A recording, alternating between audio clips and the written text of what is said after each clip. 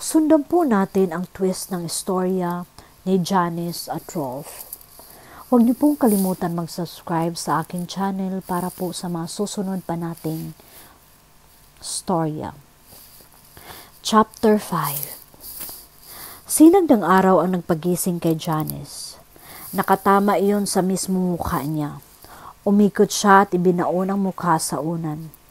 Bigla siyang nagmulat ng mga mata nang maalala ang pangyayari kagabi. Rolf was home at mananatili ng matagal. Hindi na siya makakaiwas sa asawa. Ang kaisipang iyon ay nagdala lamang ng kaba at takot sa dibdib niya. The terrifying thought that living with him day in and day out might enable him to guess the secret she had guarded so carefully. Biglang bumalya pabukas ng adjacent door at pumasok si RJ. "Totoo ba, Mami? Nandito si Daddy." Ang sabi ni Yaya dumating siya. "Nasaan si Daddy kagabi?" Nag-unahan ang matanong mula kay RJ at sumampa sa kama. Kama? Napabangon siya at itinukod ang dalawang siko sa kama at tinitigan ang couch. Natatandaan niyang nauna siyang pumanhik kay Rolf kagabi. Nagmadali siyang pumasok sa banyo at naglinis ng katawan at pagkatapos magbihis ng pajama ay nahiga na siya sa couch. Matagal siyang nanatiling gising at inaantabayanan ang pagpanhik nito. Ni hindi niya namalayang nakatulog siya. Inilipat ba siya nito sa kama nang magising ito? Ang alalahaning gumuhit sa muka niya ay hindi napansin ni RJ sa excitement nito sa pagdating ng ama. "Mom, is it true? Dumating ba talaga si Daddy?" Napilitan siyang ngumiti. "Dumating ang Daddy mo kagabi, pero tulog ka na." "Baka nasa ibaba na siya." Muli itong bumaba. "Pupuntahan ko si Daddy, Mom." "RJ, wait." Tawag niya rito at akmang tatayo mula sa kama nang biglang bumukas ang pinto ng silid at lumitaw si Rolf. Naka-jogging pants ito at basa ng pawis ang pang-itaas. Natiyak niyang galing na ito sa pagtakbo sa paligid ng subdivision. Nahinto sa gitna ng silid si RJ. Nakatingala sa ama at hindi malaman kung ano ang gagawin. Ang excitement na nararamdaman kanina ay nahalindina ng tensyon. Si Rolf ay hindi rin malaman ang gagawin. He smiled at the boy. "Hello, son." "Dad? Are you really my dad?" In flesh and blood, ani Rolf, kumislap ang mga mata. May ilang sandaling hindi kumibo si RJ. Nanatiling nakatingala rito. "You're so tall and big," he said uncertainly. Then he asked seriously, "Magiging kasing taas mo rin ba ako paglaki ko?" Nang sandali siyang sulyapan ni Rolf, ay noon lang namalayan ni Janice na nagpipigil siya ng hininga. Tumingkayad sa harap ng bata si Rolf. Then he answered just as seriously, "Maaring higit pa." Namayani ang katahimikan, subalit nawala na ang tensyon. Nakatitig si Janice sa mag-ama na tila nakalimutan na ng mga ito na naroroon din siya sa silid. They were so close together, yet not speaking or touching. Both were staring at each other. Parihong nasa mga mukha ang walang katiyakan. "Were you having breakfast downstairs?" Sa wakas ay tanong ni RJ. Umiling si Rolf. "I want us to have breakfast together. Tayo ng mami mo." Tumingin ito sa kanya. Kumislap ang mga mata ng bata. "I like that." Tulad ni Mark at ng mami at daddy niya.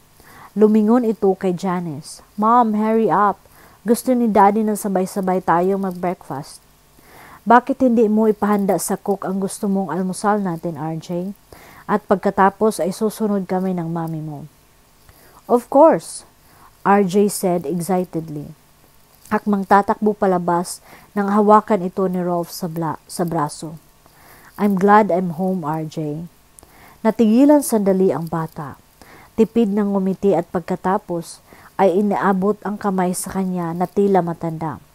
Nabiglang tinanggap ni Rolf ang pakikipagkamay ng bata. "I'm glad you're home too, Dad. This time, I don't have a daddy pretend anymore." Kumunot ang noo nito. Daddy pretend? Mark said, "Oh, he's my classmate. My classmate." Sabi niya, wala naman daw talaga akong daddy. Daddy pretend lang. Rolf was speechless. Pinakawalan ni RJ ang kamay mula sa ama. "Ano ang gusto mong breakfast, Dad?" Sasabihin mo ko kay Manang Huling. He cleared his throat. "You decide, son. Sabihin mo sa cook na ihanda ang lahat ng paborito mo." "I love pancakes with strawberry jam and ham on it." Rolf chuckled. "That was your Uncle Ralph's favorite breakfast." Sabi rin ni Lola, ani RJ at pagkatapos ay tumakbo ng palabas. Tumayo mula sa pagkakantikayad si Rolf at sinundan ng tingin ang excited na pagtili ng bata sa pangalan ng cook. Johnny stared at the door with mists in her eyes. Kinatatakutan niyang sa pagdating ni Rolf ay malaman ito ang pinakaiingatang lihim. Pero hindi kayang tumbasan ng anuman ang kaligayahang nakita niya sa mukha ng anak. If only for that, she could risk it. "Pasensya ka na," she whispered. Kumunot ang noong nilingon siya ni Rolf. "Saan?" "Hindi gaanong masigla ang pagbati sa iyo ni RJ. Hindi ka pa niya gaanong kilala. He was barely 6 months when you left." Hindi ko inaasahang tatakbo at yayakap si RJ sa akin, Janice. I would have been disappointed if he had. He met her startled glance bluntly. Estranghero ako sa paningin niya. Hindi ko gustong basta na lang niya ako pagtitiwalaan at magkaroon ng affection sa akin dahil lang sa sinabi ng lahat sa kanya na ako ang ama niya. Pero kilala ka niya mula sa larawang pinadadala mo sa internet. Nevertheless, we are still strangers to each other. Affection is a much more precious gift if it's earned. Maybe you're right, she said and stared at the floor. Bigyan mo siya ng pagkakataon na makilala ako ng husto, Janice. Patuloy nito na hindi niya na malayang nakalapit na sa kanya. Napag-isipan mo na ba iyong pinag-usapan natin? A friendly truce would be the best thing for RJ. We can never be friends, Rolf, bulong niya. Hindi niya makuhang salubungin ang mga mata nito na nanatiling nakapako sa sahig ang paningin. Hindi ko iminungkahing maging magkaibigan tayo, he corrected sharply. Ako mismo ang nagsabi na impossible iyon. All I want to do is get rid of this damned hostile atmosphere that we are both guilty of fostering. I don't know. I just don't know. Nailing niyang wika. Ang paningin niya ay natuon ng lahat sa mga bagay na nasa silid maliban lang kay Rolf na nasa harap lang niya. Mahirap ba para sa iyo na ituring natin ang isa't isa na sa maayos na paraan? His hands reached out to grasp the upper portion of her arms. Napapikit si Johnny sa ginawang iyon ni Rolf. Sa kabila ng hindi naman manipis ang tela ng pajama top niya, ay may pakiramdam siyang tumatagos doon ang init mula sa palad nito. "Don't touch me," she gasped, her voice quivering. Sa gilid ng mga mata niya ay kitang-kita niya ang pagkuyom ni Rolf sa mga palad nito. Lalo na nang hindi niya makuhang magtaas ng paningin at salubungin ang mga titig nito. "How did I ever marry a frigid little piece of baggage like you?" Rolf sneered with a mix of contempt and self-contempt. "You have the wrappings of a beautifully passionate woman, but there's nothing inside except eyes." "That's not true." Umangat ang isang kilay ni Rolf. "Really? Patunayan mo." Hamon nito. Naupo sa gilid ng kama at muli siyang hinawakan sa braso at inilapit dito. Janice tried to struggle free, yet her own body ached to feel him to possess hers. Ang sindihan nito ang pagnanasang nananatiling nakatago sa kailaliman ng pagkatao niya sa kay tagal na panahon. Humigpit ang pagkakahawak ni Rolf sa kanya nang maramdaman ang pagtulak niya rito. "It's all right, sweetheart," he murmured. Ilang pulgada na lang ang layo ng mukha nito mula sa kanya. Nararamdaman niya ang mainit nitong hininga sa mukha niya na nagpadagdag lalo sa init na gumagapang sa kalamnan niya. Subalit bago tuluyang mailapit ni Rolf ang mukha kay Janice, ay bumukas ang pinto at lumitaw si RJ. Ang sabi ni Lola, handa na ang breakfast. RJ stammered. Tila nabigla sa nadatkang eksena na may yumayakap sa ina. Marahas na itinulak ni Janice ang asawa na isang nanunuyang ngiti ang ibinigay sa kanya bago siya pinakawalan. "Huwag kang mag-alala," he whispered, scornfully in her ear. "You're safe, for now." Nilingon nito ang anak. "Susunod na kami, iho." Tumayo si Rolf at lumakad patungo sa closet at kumuha ng t-shirt, habang si Janice naman ay tila napako sa ibabaw ng kama. Natutulalang pinagmamasdan niya ito habang nagpapalit ng panibagong t-shirt. Bago ito lumabas kasama si RJ, ay huminto muna ito sa harap niya. "You did try, Janice. Maybe next time," he murmured. Wala nang kasunod iyon, she hissed. Inasusuklaman niya ito sa damdaming pinukaw nito sa kanya. At kinasusuklaman niya ang sarili dahil sa pagtugon sa pananabik na nararamdaman ng katawan niya. He smiled mockingly. "Tayo na, RJ." "Mom, aren't you coming?" "Magbibihis pa ako, anak." Nagsalubong ang mumunting kilay ng bata. Nilingon ng ama. "Susunod na ako, Dad." Sandaling tinitigan ni Rolf ang mag-ina bago walang kibong lumabas. "What's wrong, Mom?" "What made you ask that?" Tanong niya sa gumagaralgal na tinig. "Parang gusto mong umiyak." Umangat ang munting daliri at hinipo ang sulok ng mga mata niya. "There's tear in your eye. Inaway ka ba ni Daddy?" Seryosong tanong nito. Napatitig sa anak si Janice. Isang salita lang laban kay Rolf ay natitiyak niyang tuluyang mapapatid ang gahiblang ugnayan ng mag-ama. Sa isang sandali, pumasok sa isip niyang iyon ang sandali ng pagganti sa mga kasalanan nito sa pamilya niya. Pero hindi niya magagawa iyon. Nakataya ang kinabukasan at kaligayahan ni RJ. Hindi ba at kaya siya nagpakasal kay Rolf ay dahil kay RJ? She took a deep breath and smiled at her son. "Sometimes you cry when you're happy, RJ. I'm happy because your dad is home." Napalis ang agam-agam sa mukha ng bata at ngumiti. "Ako rin, Mami. Ako rin." Ang mga sumunod na araw ay naging abala para kay Rolf at kay RJ. Si Rolf na rin ang sumusundo kay RJ sa paaralan. At kung wala rin lang pasok ang bata, ay pinapasyal ito ni Rolf. Tulad na lang ngayon. Hapon na ay wala pa ang mag-ama. Gayon may panatag ang loob niya. Nitong nakalipas na araw mula nang dumating si Rolf ay walang pasidlan sa tuwa si RJ. Minsan ay gusto na niyang managhili at halos lahat ng atensyon ni RJ ay sa ama nakatuon. Subalit pinaglalabanan niyang maipon sa dibdib ang ganoong damdamin. It was silly. Ngayon pa lang nagsisimulang kilalanin ng mag-ama ang isa't isa. Sa ibang pamilya dapat ay magkakasama silang tatlo. Pero hindi ordinaryo ang pagsasama nila ni Rolf. Kasalukuyan niyang inalalabas ang mga indoor plants.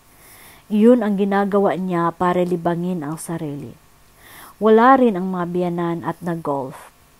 Mula sa pagtatanggal ng mga tuyong dahon sa mga ground orchids, ay nag-angat siya ng paningin sa pagpasok ng sasakyan sa circular driveway, kotse ni Dave. Sa nakalipas na linggo ay hindi sumagi sa isip niya ang binata. Bumaba ito ng sasakyan at lumakad patungo sa kanya. "Hi," bati nito. "Hi yourself." Masiglang bati niya at tumayo muli sa pagkakatingkayad sa Bermuda grass. "May kailangan ka ba sa papa?" "Wala sila ng mama, nasa golf course." Lumakad siya patungo sa gazebo, sumunod si Dave. I've missed you, wika ni Dave. Nagkita lang tayo noong party, Dave, nakangiting sagot niya. Huminga muna ito ng malalim bago nagsalitang muli. Hindi ko alam kung maaari pa akong dumalaw dito tulad ng dati kong ginagawa. Alam kong hindi gugustuhin ni Rolf na makita ako rito.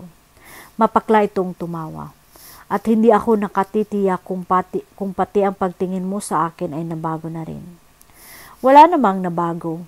Lagi ka pa rin welcome dito, Dave. She managed to answer with an air of unconcerned. Bakit kailangan pa niyang bumalik? Wika nito. Umigting ang mga bagang. You're already withdrawing from me, Janice. Biglang-bigla ay nag-iba ang tono ng pananalita mo. I thought you felt something for me. Napalunok si Janice sa sinabi nito. Sa mga pagkakataon bang magkausap sila, hinayaan niyang maniwala ito na may pagtingin siya rito? Iyon ba ang dahilan ng kapangasan nito noong gabi ng party? She was drawn to him, she had to admit, pero hindi sa paraang gusto nitong tukuyin. Umarahil ay sadyang naakit siya rito dala ng kalungkutan at hindi sa ano paman. At lalaki si Dave, maaari nitong bigyan ng ibang kahulugan iyon. Mas may higit akong dapat isipin at isaalang-alang kaysa sarili ko, Dave. Seryosong sagot niya. Si RJ ba? Pareho nating alam na hindi naging ama si Rolf sa kanya. He grumbled.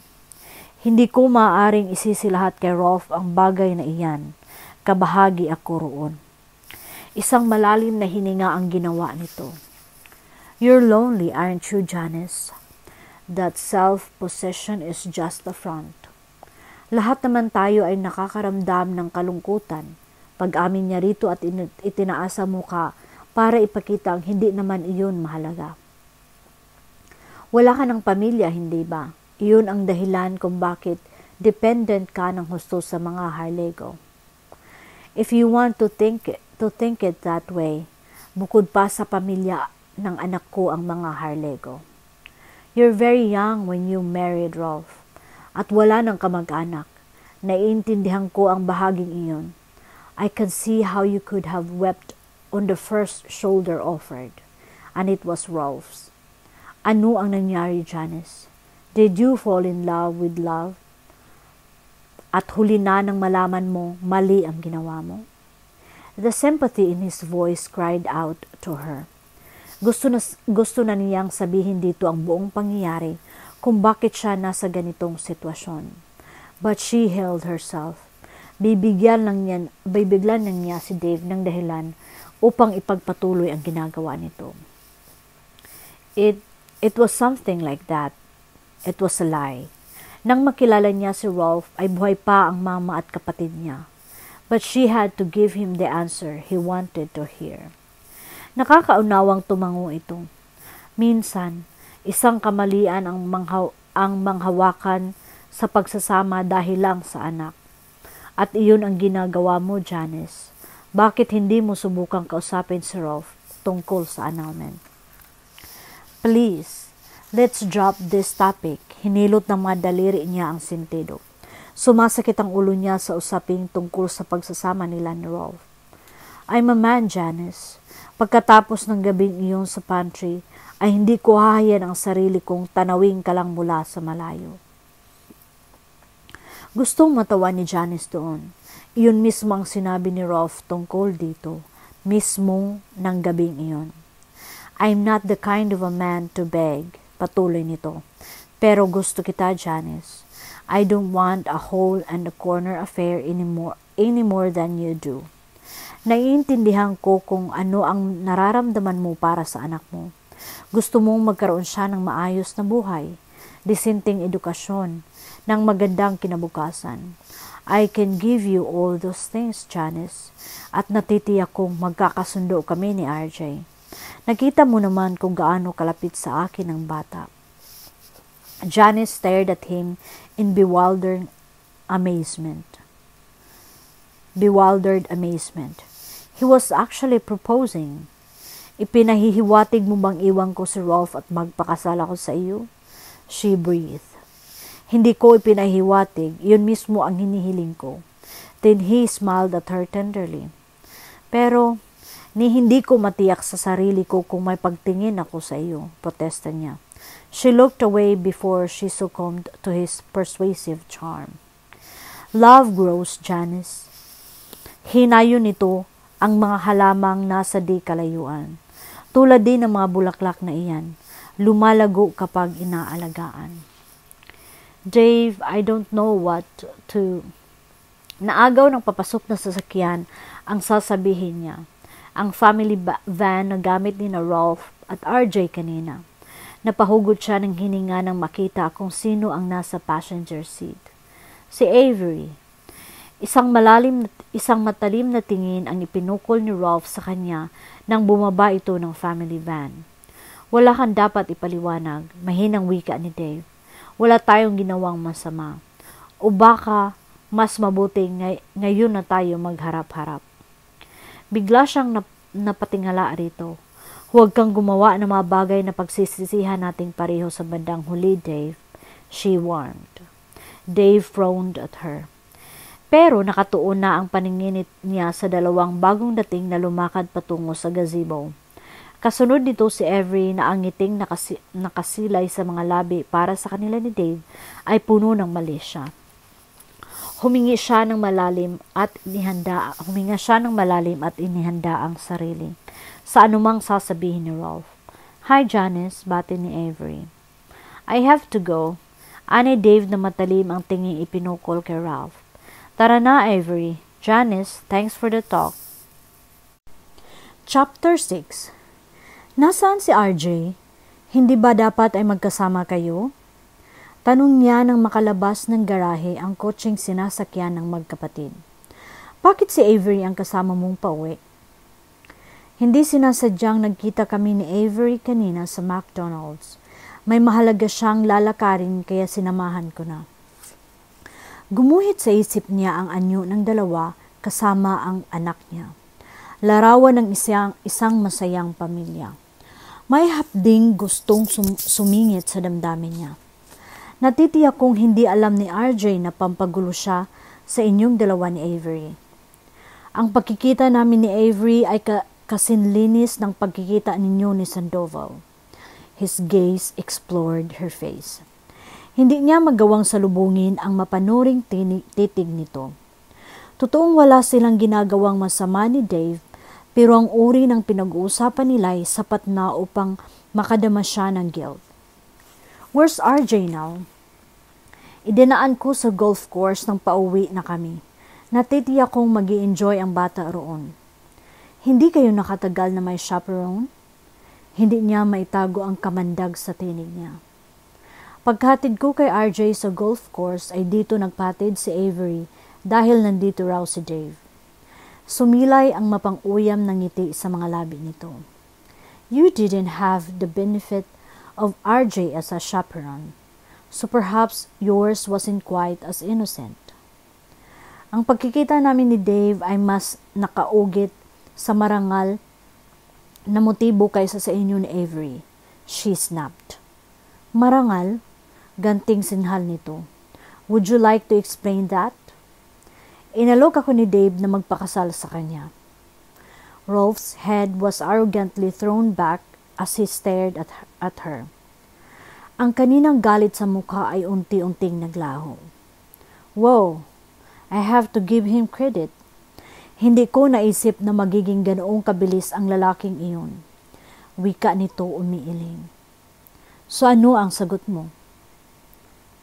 That happened to be my business. Hindi niya maintindihan kung bakit nakaramdam siya ng pagkadismaya sa baliwalang reaksyon ni Rolf sa sinabi niya. Pagkuway lumakad siya patungo sa kabahayan. Nakakadalawang hakbang pa lang siya nang hawakan siya nito sa braso at iniharap.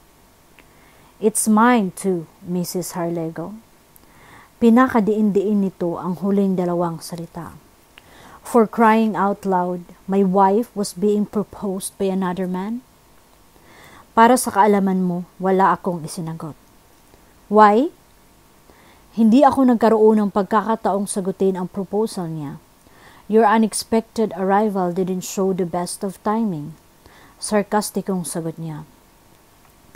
Kung sakasakaling hindi kami agad dumating, ano ang isasagot mo dapat sa kanya? Rolf persisted. She sighed wearily. Hindi ko alam. Kailangan ko ng panahon para pag-isipan niyon. Binitawan ni Rolf ang braso niya. It doesn't sound to me as if you're really in love with the man, or you wouldn't need time to think. Alam ko namang matagal mo nang kilala si Dave. You've known him as long as you've known me. Hindi kita kilala, protesta niya. Gusto mo ba akong makilala? Rolf asked softly with a glitter in his eyes that attacked her breathing. Janice stood there motionless. Hindi niya maintindihan ang sari-saring damdaming lumulukob sa puso't isip niya. Now she was angry, now she didn't. Paanong nagagawa ni Rolf na lituhin ang isip at damdamin niya sa simpleng salita? No, I don't, she said. Walang silbing kilalanin pa kitang higit. Para mo na ring sinabing walang silbi ang pagsasama natin. Ganoon ba, Janice? Nag-isang linya ang mga mata nito. Hindi ba? Hindi tayo maaring mag-usap na hindi aahon ang tensyon sa pagitan nating dalawa? Ilang sandali hindi kumibo si Rolf. Pagkatapos ay tumango. Marahil nga ay tama ka. Wika nito sa nagyiyelong tinig. At matapos siyang titigan ng ilang segundo'y tumalikod at naunang pumasok sa loob ng bahay. Alas 10 pasado na at tahimik na ang kabahayan, subalit wala pa si Rolf. Ito ang dumalo sa dinner meeting ng kumpanya sa isang hotel sa halip na ang kabiyanang lalaki. Nagpalit siya ng two-piece bathing suit at pinaibabawan iyon ng polo shirt at pagkatapos ay bumaba siya patungo sa pool. Gusto niyang i-relax ang mga muscle niya sa pamamagitan ng paglangoy ng ilang minuto. Mula nung dumating si Rolf ay lagi na siyang puyat at tensyonado. Hindi pa nangyayaring nauna itong pumanhik sa silid nila. Napupuyat siya sa kahintay at sa pakikiramdam kung kailan ito papanhik. Pero sa tuwin ay nakakatulong siyang hindi pumapanhik si Rolf at nagigising siyang wala na rin ito. Natitiyak niyang sa kama ito natutulog dahil naiiwan ang bakas ng nagdaang gabi. Bukod pa sa nalalanghap niya ang amoy nito sa mga unan. Hinubad niya ang polo shirt at ipinatong sa selya. Malapit sa pool at pagkatapos ay lumusong sa malamig na tubig. Pinaglaban niya ang lamig sa pamagitan ng pagpabalik-balik na paglangoy. Nakakatatlong lap pa lang siya nang sa pag-angat niya ng muka ay may naaninag siyang aninong palapit sa pool. Si Rolf, huminto ito sa mismong tapat niya. Go away, Rolf. Anong ginagawa mo at ganitong oras ay nagbababad ka riyan? Malamig ang tubig. Alam ko, singhal niya. Maaari bang pumasok ka na sa loob para makaahon ako?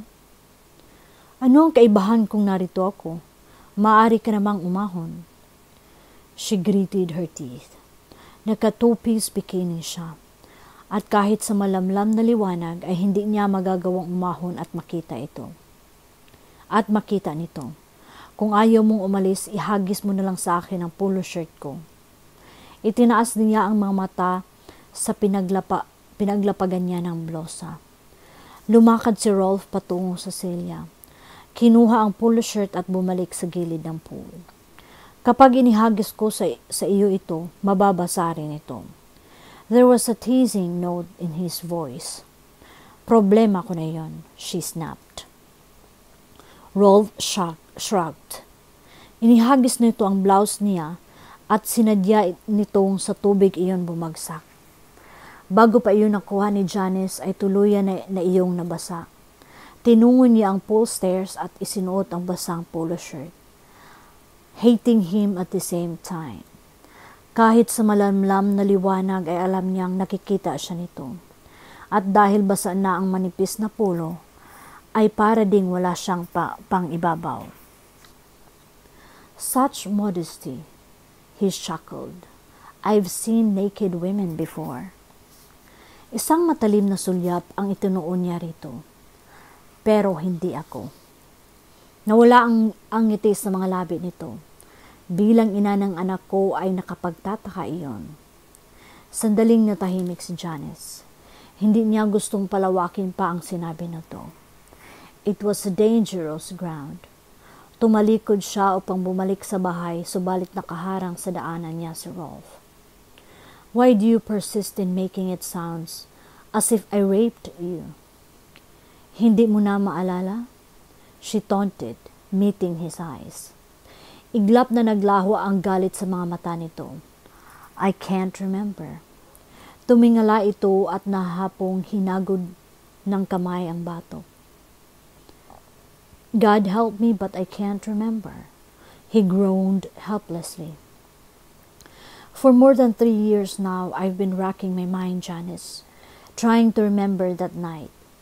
Wala akong pinilit na babae sa buong buhay ko, let alone rape.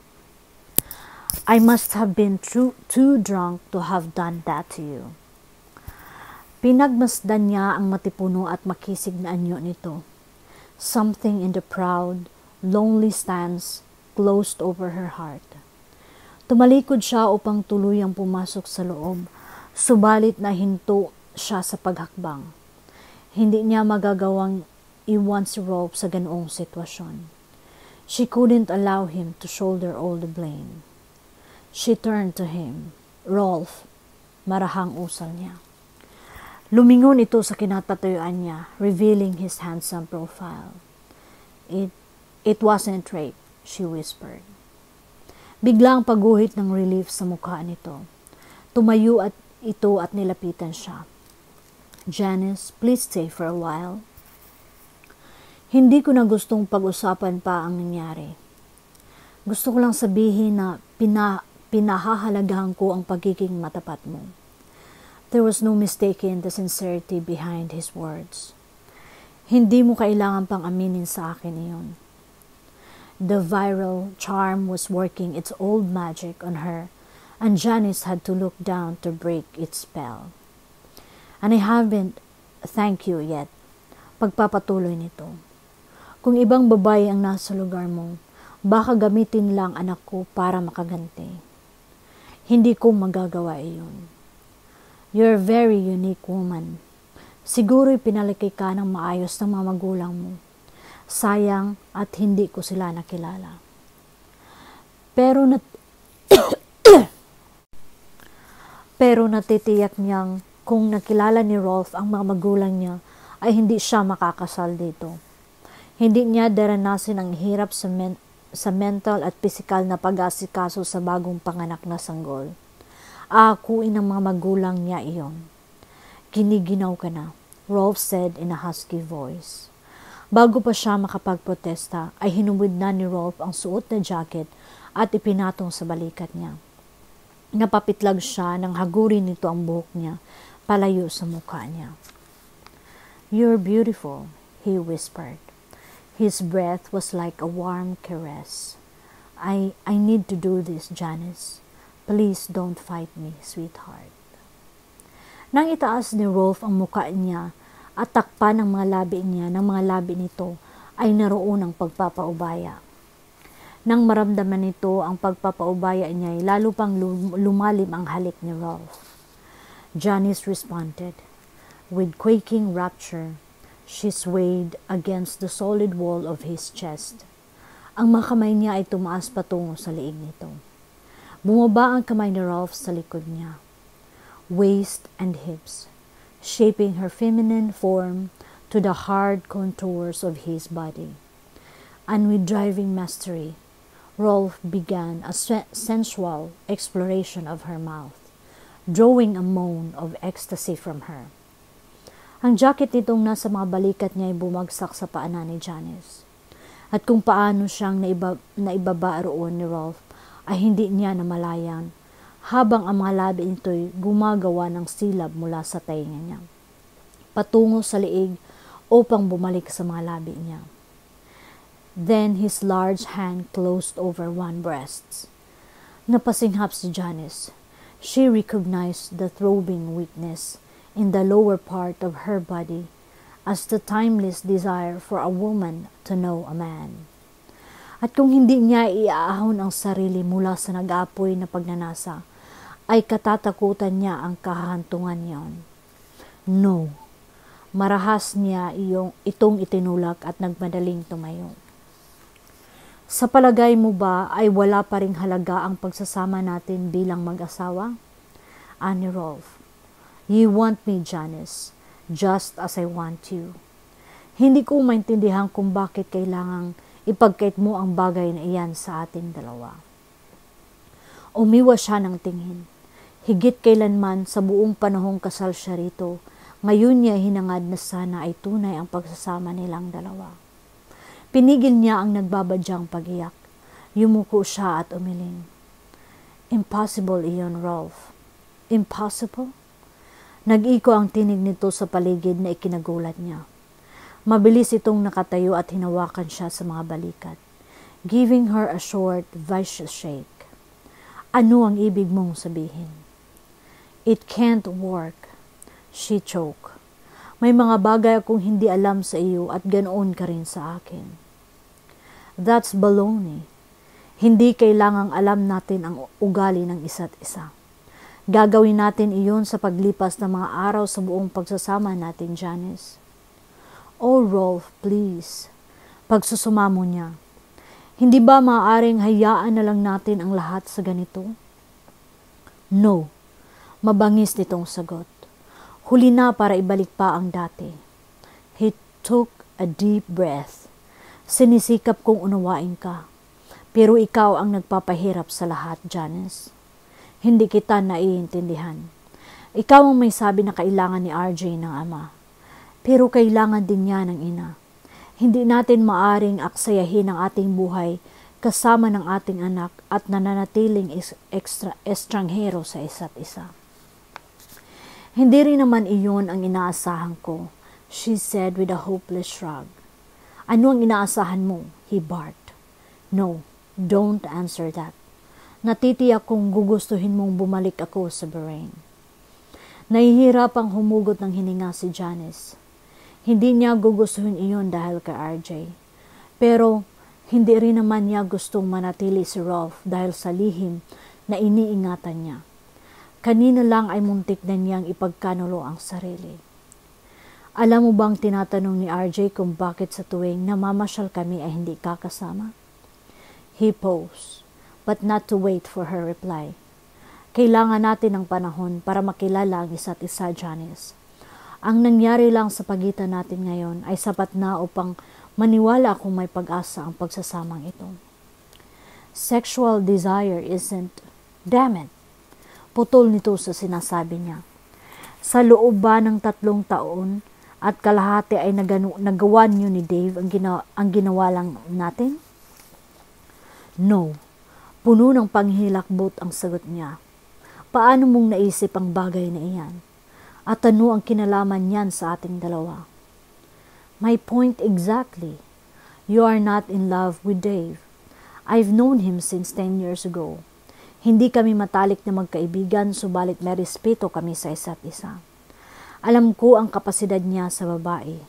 At kung may pagtingin ka sa kanya, hindi kayo abot ng ganito katagal nang walang namamagitan sa inyo. Kasal at may anak ako sa iyo, Rolf. That won't stop other women from flirting with another man. Lalo at nasa ibang bansa ang asawa. Pero hindi ikaw, Janice. Now, let's make this marriage a success. Subukan natin. Nasa atin ang lahat ng dahilan. We want each other. Nang akma siyang magbubuka ng bibig, ay iwinasiwas ni Rolf ang kamay. Don't deny that. We have the marriage certificate. Higit sa lahat ay may anak tayo. Nang hindi siya sumagot, inilagay ni Rolf ang daliri sa ilalim ng baba niya at itinaas iyon. You want me, sweetheart, he said huskily. I know you want me. And I want you to, so much. Sa nakalipas na mga taon, I could have turned to another woman, pero hindi ko ginawa. Hindi may paliwanag ni Janice ang nararamdaman. For years, she hated Rolf. Sa ginawa nito, her mother had often said that it was only a fine line that divided the equally potent emotions of love and hate. At sa mga sandaling, ito'y hindi pagkasuklam ang nararamdaman niya rito. If you're afraid that I'll take advantage of you, then I'll give you my word right now. I won't touch you. It's not that, she said hastily. Finding the thought of being near him and not being touched was intolerable. Rolf gazed at her indolently, na para bang nababasa nito ang iniisip niya. Napalunok si Janice. I have nothing against being kissed, although hindi tayo lalampas pa sa dapat lampasan, Janice. Salo nito sa paghahanap niya ng tamang salita. Malibang ikaw mismo ang sasang-ayong hihigit pa tayo sa nangyari sa atin ngayon lang. She stood there defenseless before him. Hindi makaapuhap ng sasabihin. So what now, Janice? Yes, let's give this marriage a chance. Sang-ayon niya, a strange peace settling over her as she made her commitment. Ang pag-aalinlangan sa isip niya ay sandaling nawala. This calls for a kiss to seal our bargain, hindi ba? Rolf gave her time to reply as his head slowly lowered towards hers. Sandali lang ang halik na iyon, pero nagawa pa rin niyang pabilisin ang pintig ng pulso niya. Gusto mo na bang bumalik sa loob? Tumango siya, knowing that to stay here alone with him would be flirting with temptation. May kagalakan siyang nadama nang maramdaman ang pisig ni Rolf na nakaakbay sa kanya. She stole a quick glance at his handsome face. May ngiting nakasilay sa mga labi nito. Hindi ka magsisisi, he said softly. There was a teasing twinkle in his eyes. You might even find I'm a kind of likable guy. That earned a smile from her.